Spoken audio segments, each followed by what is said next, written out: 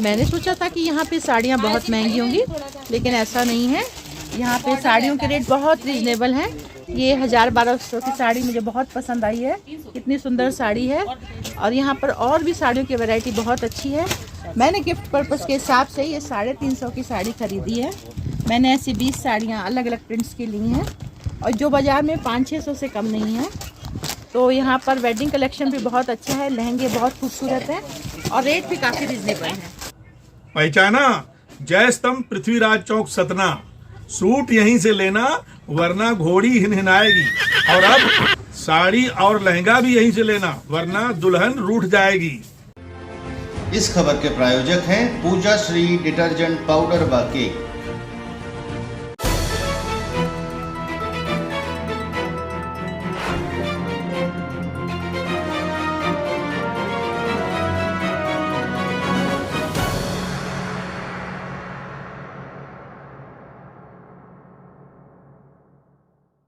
नमस्कार, मैं हूं केशव तिवारी और अलग अंदाज में रहती हैं खबरें हमारी। 2024 में ही लोकसभा चुनाव होने हैं। मध्य प्रदेश के अंदर मुख्य मुकाबला भारतीय जनता पार्टी और कांग्रेस पार्टी के बीच में होना है।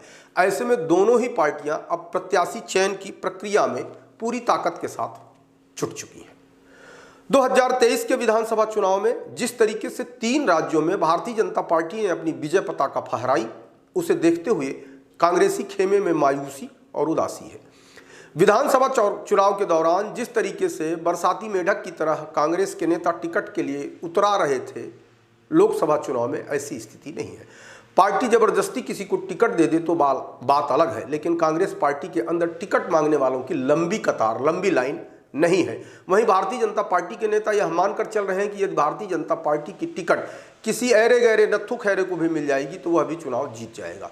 राजनीति की समझ रखने वाले लोग यह कहते सुने जाते हैं कि भारतीय जनता पार्टी की योजनाओं से वैसे भी आम जनता प्रभावित है। वहीं दूसरी तरफ जिस तरीके से राम जन्मभूमि में राम लला की स्थापना करके भारतीय जनता पार्टी ने सनातन धर्म का जो उभार पैदा किया, उससे वोटों का ध्रुवीकरण जरूर होगा। वोटों के ध्रुवीकरण की संभावना को देखते हुए कांग्रेस पार्टी के नेता डरे हुए हैं। 2-4 नेताओं को छोड़ दिया जाए तो कांग्रेस में टिकट मांगने वालों की संख्या बहुत कम है। राजनीतिक क्षेत्र में जिन नामों की चर्चा कांग्रेस पार्टी की तरफ से आ रही है, उसमें पहला नाम सतना विधायक सिद्धार्थ कुशवाहा का आ रहा है। भारतीय जनता पार्टी की लहर में जिस तरीके से सिद्धार्थ कुशवाहा ने जीत दर्ज की, उसे देखते हुए कांग्रेस पार्टी का शीर्ष नेतृत्व उन्हें जनाधार वाला नेता मानने लगा है। कांग्रेस पार्टी की जब भी टिकट बटेगी तो उसमें सिद्धार्थ कुशवाहा के नाम को अनदेखा नहीं किया जा सकता। कुछ लोग तो यहां तक कहते हैं कि सिद्धार्थ कुशवाहा अपनी पत्नी को भी लोकसभा चुनाव लड़ा सकते हैं। अब इस बात में कितनी सच्चाई है यह तो सिद्धार्थ कुशवाहा ही जाने, लेकिन पूरे सतना जिले में इस बात की चर्चा तो तेज हो चुकी है कि सिद्धार्थ कुशवाहा लोकसभा का भी चुनाव लड़ सकते हैं। इसके पीछे जो तर्क दिए जा रहे हैं वह भी काबिल तारीफ है। सिद्धार्थ कुशवाहा का अपने सजातीय वोटों पर अच्छा खासा प्रभाव है। इस हिसाब से उन्हें अपने समाज का थोक में वोट मिल सकता है। इसके अलावा मुस्लिम वोटर भी थोक के भाव में कांग्रेस के साथ जा सकते हैं। इसके अलावा चुनाव के दौरान जो तत्कालीन समीकरण बनेंगे, इसका लाभ जितनी चतुराई से सिद्धार्थ कुशवाहा उठा पाएंगे वह भी उन्हें मिल सकता है। यदि भारतीय जनता पार्टी किसी सामान्य व्यक्ति को टिकट देगी तो चुनाव पूरी तरह से जातिगत भी हो सकता है। सतना जिले का चुनाव इस तरीके से कई बार जातिगत रंग दिखा चुका है। अगर अजय सिंह राहुल की चली तो सिद्धार्थ कुशवाहा की टिकट कट भी सकती है, और अजय सिंह राहुल चित्रकूट के पूर्व विधायक नीलांशु चतुर्वेदी या कांग्रेस के ग्रामीण जिला अध्यक्ष दिलीप मिश्रा के लिए टिकट की लॉबिंग कर सकते हैं। यदि दिलीप मिश्रा या नीलांशु चतुर्वेदी को कांग्रेस की टिकट मिलती है तो इन्हें सजाती वोटों का तो लाभ मिलेगा, लेकिन सतना जिले के अंदर पूरा ब्राह्मण वोट किसी भी नेता को नहीं मिल सकता। ब्राह्मण अपने आप में बटे हुए हैं और ज्यादातर भारतीय जनता पार्टी के समर्थक बताए जाते हैं।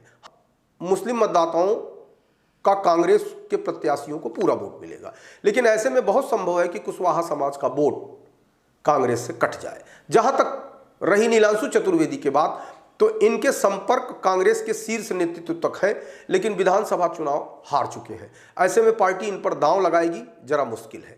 नीलांशु चतुर्वेदी पर एक आरोप और भी है कि जब ये विधायक थे तो किसी का फोन भी नहीं उठाते थे।